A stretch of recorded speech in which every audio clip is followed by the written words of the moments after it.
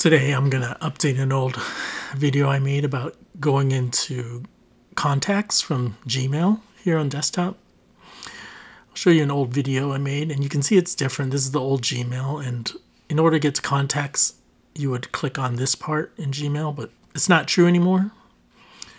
So here under Alex Dude, you just have to click on Google Apps. So Contacts is an app itself.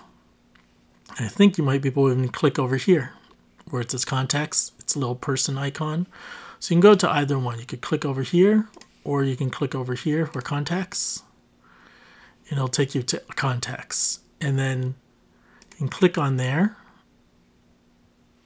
Let's see if you can edit it. And then you just click on Edit Contacts over here. And it's going to open Google Contacts for you. So that's the supposedly quick and easy way of doing it. So from the right side, click on Contacts, which is the person icon. Find the one you want to modify. Let's say it's Alex Dude, and then click on the pencil.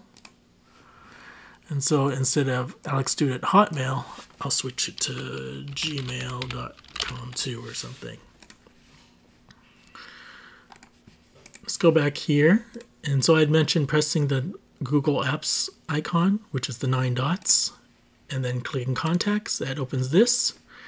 And then you just have to select your contact that you want to edit. You can select it or you hover over it and then click the pencil. So instead I'll select it and then I'll click on Edit. And so then I can change the email or the name. I'll call him MathDude2 and gmail.com or msn.com. Click Save. So those are the two ways you can get into contacts from Gmail. So either use the Google Apps to go to contacts.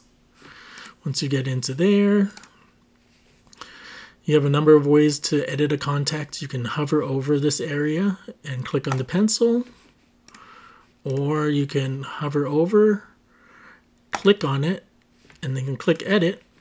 And finally, let's go back to here.